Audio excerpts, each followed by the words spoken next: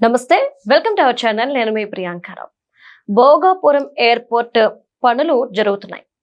ఇంకొన్ని రోజుల్లో లేదా ఇంకొన్ని నెలల్లో ఈ ఎయిర్పోర్ట్ కూడా మళ్ళీ ప్రారంభమైపోయే సిచ్యువేషన్ ఉంది. మరి ఈ నేపథ్యంలో జగన్మోహన్ రెడ్డి గారు అండ్ ఆయన చేసిన కామెంట్స్ కాస్త చర్చనీయాంశంగా మారాయి.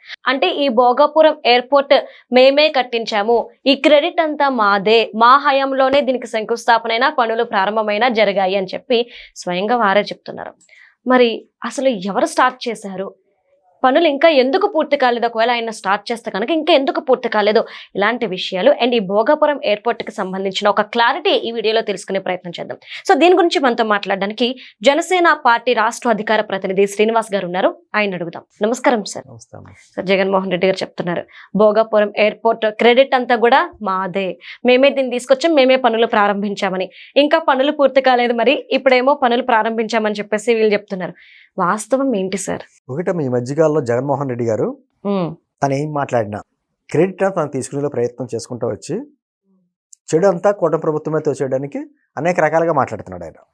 మీకు వైజాగ్లో అదాని డేటా సెంటర్ విషయంలో, గూగుల్ డేటా సెంటర్ విషయంలో ఆల్రెడీ మేమే ఇచ్చాం, మేమే స్టార్ట్ చేసాం, అది అదాని డేటా సెంటర్ మా ప్రభుత్వం హైలైట్ ఇచ్చామన్నాడు. అంతకుముందే 2014-19 మధ్యకాలంలో జరిగినటువంటి కార్యక్రమాలను మర్చిపోయాను. క్రెడిట్ తీసుకుంటాక ఏమన్నాడు, ఇంకా వాళ్ళ పేపర్లో ఏం రాశారు అప్పటిదాకాను, ఆ అదాని డేటా సెంటర్ వస్తే మొత్తానికి ప్రకృతి విధ్వంసం జరుగుద్ది అదని ఇదని చెప్పి రాసిన వ్యక్తులే.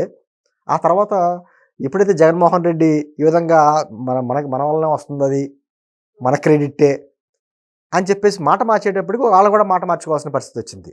ఇదేనే కదండి, ఏదైనా కూడా విధ్వంసం చేసిన వ్యక్తి అతను, అటువంటి వ్యక్తి నేనే అద్భుతంగా కట్టాను అనే మాటలు మాట్లాడేటువంటి విధానం ఈరోజు మనం చూస్తున్నాం. ఇప్పుడు భోగాపురం ఎయిర్పోర్ట్ దాదాపు 2200 ఎకరాలు సేకరించారు, సరిపోదని 500 ఎకరాలు కూడా సేకరిస్తున్నారు. అప్పట్లో భోగాపురం ఎయిర్పోర్ట్ గురించి జగన్మోహన్ రెడ్డి గారు ఇన్ని మాట్లాడాడు. ఉంది కదా పక్కన వైజాగ్ ఎయిర్పోర్టు, మళ్ళీ భోగాపురం ఎయిర్పోర్ట్ ఎందుకు అని. అంటే ఆ భోగాపురం ఎయిర్పోర్ట్కి వ్యతిరేకంగా కోర్టుకు కూడా వెళ్తాను అని చెప్పేసి మాట్లాడే వ్యక్తి జగన్మోహన్ రెడ్డి. ఎప్పుడైతే దాదాపు 91% కంప్లీట్ అయింది అక్కడ, ఈ డిసెంబర్లోనే ఫస్ట్ టెస్ట్ ఫ్లైట్ కూడా ఎగిరేటువంటి ఏర్పాట్లు చేస్తున్నారు. రామ్మోహన్ రెడ్డి గారు మన కేంద్ర విమానశాఖ మంత్రి, ఆయన దగ్గరుండి మనం ఏర్పాట్లు చూశాడు. జిఎంఆర్ సంస్థ వాళ్ళు అది అందరితో కూర్చొని మాట్లాడాడు.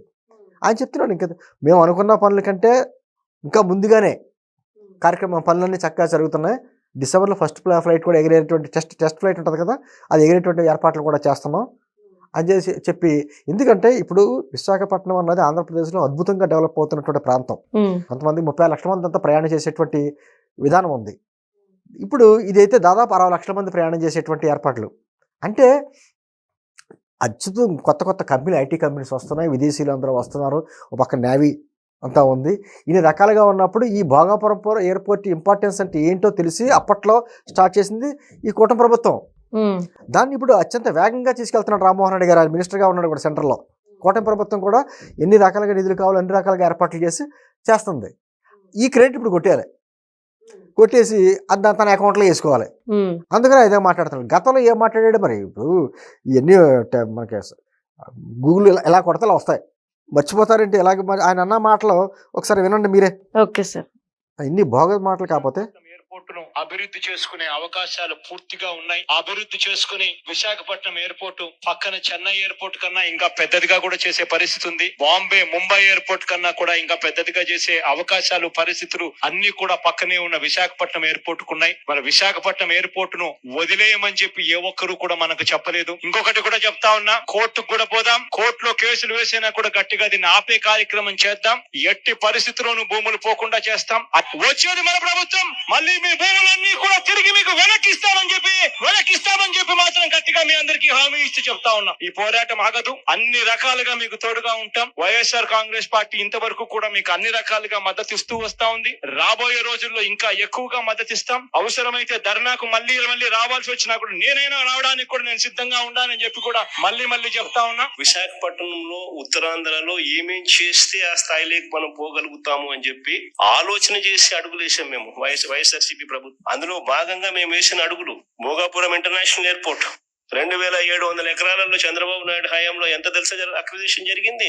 కేవలం 377 ఎకరాలు అంతే. భోగాపురం వెళ్ళి తిరిగి మీ భూములు మీకు ఇచ్చేస్తాం, ఖచ్చితంగా దీని మీద పోరాడదాం, నేను కూడా వస్తాను, అవసరం ధర్నా నేను దగ్గరుండి చేస్తాను, పక్కన వైజాగ్ ఎయిర్పోర్ట్ ఉంది కదా, భోగాపురం ఎయిర్పోర్ట్ ఎవరికి అడిగారు ఇక్కడ అని మాట్లాడిన వ్యక్తి ఇప్పుడు వచ్చి ఏమంటాడంటే అది కంప్లీట్ అయిపోయి దాదాపు 92% కంప్లీట్ అయ్యేటప్పటికి దాన్ని గతంలో సేకరించింది అంతా మా హయాంలోనే మొత్తం సేకరించాం. ఏం మాటలు ఇప్పుడు అతను స్వయంగా అతను చెప్పిన మాట ఏమీ ఫ్యాబ్రికేటెడ్ కాదు కదా. స్వయంగా చంద్రబాబు నాయుడు గారు 100 ఎకరాలు తీసుకున్నారు, 300 ఎకరాలు అని చెప్పి స్వయంగా చెప్పారు కదా. వీడియోలో. మరి ఆ భూములకి ఇచ్చిన రైతులకి పరిహారం ఇచ్చిన ప్రభుత్వం ఏది? ఏం మాట్లాడతారా అంటే అది కంప్లీట్ అయిపోతుంది, త్వరలోనే ఓపెన్ అయిపోతుంది, ఆ క్రెడిట్ కొట్టేయాలి అంటే ఇన్ని ఎంతవరకు అంటే ఖచ్చితంగా ఒక ప్రతిపక్ష పార్టీగా, మాజీ ముఖ్యమంత్రిగా, పులివెందుల ఎమ్మెల్యేగా బాధ్యతగా మాట్లాడాలి. ఏదైనా లోపాలు ఉంటే లోపాలు చెప్పాలి, అంతే తప్ప వ్యవహారం అంటే నేను పదే చెప్తాను, బొమ్మ పడితే నాకు గెలుపు, బురుసు పడితే నీ ఓటమి అంటాడు. ఎలాగైనా తీసుకోడు, మొత్తం ఓటమి మాత్రం తీసుకోడు. అదే ఇప్పుడు ఆఖరికి ప్రజలు 151 స్థానం నుంచి 11 స్థానాలకు కుదించినా కూడా అతను ఏమంటాడు, మామూలుగా అయితే ఏ రాజకీయ పార్టీ అయినా అసలు ఎందుకు ఇన్ని స్థానాలకు పడిపోయాం అని ఆత్మపరిశీలన చేసుకుంటాం, సమీక్షలు చేసుకుంటుంది. జగన్మోహన్ రెడ్డి గారు అలా చేయడు. నేను ప్రతి ఇంటికి న్యాయం చేశాను, ప్రతి ఇంటికి సాయం చేశాను అంటే ప్రజలు తప్పుమాట. ఈ 11 స్థానాలకు ఆయన కుదించడానికి ప్రజలదే తప్పు, ప్రజా తీర్పునే వ్యతిరేకించే వ్యక్తి, ఆ ప్రజా తీర్పు వచ్చినటువంటి రోజునే విద్రోహ దినంగా పాటించిన వ్యక్తి. అంటే అదొక రకమైనటువంటి మైండ్ సెట్లో ఉండిపోయాను నేను. ఈ రోజున ఇప్పుడు కూటమి ప్రభుత్వం తీసుకొచ్చేటువంటి ఇప్పుడు రేపొద్దున ఇండస్ట్రీ సమ్మిట్ జరుగుతుందమ్మా వైజాగ్లోని, కొన్ని ఎంఓయూలు జరుగుతాయి. ఏముంటాడో తెలుసా, గతంలో నేను వెళ్ళినప్పుడు జరిగిన ఆల్రెడీ ఒప్పందాలు అయినాయి, ఇప్పుడు మళ్ళీ దాన్ని ఇప్పుడు వచ్చి మళ్ళీ ఇంకోసారి సంతకాలు చేస్తున్నాడు చంద్రబాబు నాయుడు గారు అంటాడు ఆయన. అంటే అది కూడా కొట్టేయాలి. ఆయన హయాంలో రాష్ట్రంలో కియా మోటార్స్తో సహా అమర్రాజు బ్యాటరీస్ లాంటి సంస్థలు అందరినీ కూడా ఎన్ని రకాలుగా బెదిరించారో, పారిశ్రామికవేత్తలు ఇక్కడి నుంచి వెళ్ళిపోయేలా చేశారో మనం అన్నీ చూసాం. నీ హయాంలో ఒక్క పరిశ్రమ కట్టింది కానీ, ఒక్క ఎయిర్పోర్ట్ కానీ, ఒక పోర్ట్ కానీ ఏదైనా కట్టింది అని చెప్పగలవా అంటే అవి చెప్పలేడు. మాట్లాడితే ఏమంటాడంటే ఇప్పుడు వచ్చి కంప్లీట్ అయిపోతున్నాయని నాయ, రేపు పొద్దున పోలవరం కంప్లీట్ అయిపోయినా నాదే అంటాడు.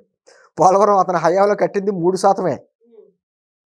ఈ రోజున పోలవరం సర్వేగంగా పనులు జరుగుతున్నాయి, అయినా కూడా ఏమంటాడు క్రెడిట్, పోలవరం మా తండ్రి గారి హయాంలో మొదలైంది, నా హయాంలో వేగవంతంగా జరిగినాయి, ఆఖరికి కరోనా టైంలో కూడా మేము పనులు సాగించాం, అద్భుతంగా మా వల్ల అయింది, క్రెడిట్ మాదే అంటాడు. మహా అవసరమైతే తన విగ్రహం తన తండ్రి విగ్రహం అక్కడ పెట్టాలంటాడు. అటువంటి వ్యక్తి జగన్మోహన్ రెడ్డి. మరి ఇటువంటి దాన్ని ఒక ఏదైనా మానసిక విశ్లేషకులు చెప్పాలి. దాన్ని ఆ ఫోబియాకి ఎవరైనా పేరు పెడతారో ఏంటో మనకు తెలియదు. కానీ ఇప్పుడు వచ్చాడు, తుఫాను అయిపోయిన 6 రోజులకు వచ్చి అసలు అతను అబ్బాయి విచిత్రంగా మాట్లాడమ్మా, కనీసం పంట నష్టం కనీసం ప్రాథమిక అంచనా కూడా వేయలేదు ప్రభుత్వం అన్నాడు మనం వచ్చి. ఆయన పేపర్లో 4 రోజుల ముందే పబ్లిష్ అయింది. చంద్రబాబు నాయుడు గారు ఏం మాట్లాడారో, పంట నష్టం ఎంత అంచనా చేశారన్న విషయం వాళ్ళ పేపర్లోనే ఫస్ట్ పేజీలో వేశారు. వాళ్ళ పేపర్ కూడా చదవడం ఈయన. అంటే ఇటువంటి విచిత్రంగా కళ్ళార్పకుండా అబద్ధాలు చెప్పడం అనే దాంట్లో అతను ఒక పిహెచ్డి చేశాడు. ఇప్పటికీ అదే చెప్తున్నాడు. అధికారం కోల్పోయినా కూడా అదే మాటలు మాట్లాడుతున్నాడు. నేను ఒకటే అమ్మా, ఇటువంటి వ్యక్తులు రాజకీయాల్లోకి దురదృష్టకరం మనకు ఉండడం. ఒక పక్క నుంచి ఏమీ పట్టించుకోకుండా ఇన్ని రకాలుగా విషయం చిమ్మిన ఇన్ని రకాలుగా అడ్డుపడినా కూడా అమరావతి కావచ్చు, పోలవరం కావచ్చు, కడుతున్నటువంటి ఎయిర్పోర్ట్లు కావచ్చు, పోర్ట్స్ కావచ్చు అద్భుతంగా సాగుతున్నాయి. దీన్ని ఎవరూ ఆపలేరు. Okay, right.